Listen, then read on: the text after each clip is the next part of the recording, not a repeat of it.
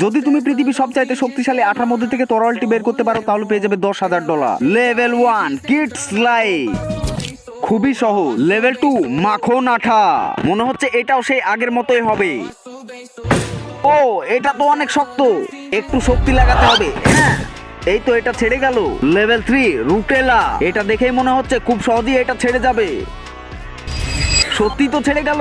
Level 4 Greece আঠা, এই আঠাটি আগের থেকে অনেক বেশি শক্তিশালী। চলো ট্রাই করা যাক। ইয়া ও দেখো এটা খুব সহজে ছেড়ে যাচ্ছে। সত্যি কথা বলতে এইটার ওজন অনেক বেশি, তবুও কিভাবে ধরে রাখছে। এটা তো ছেড়ে গেল।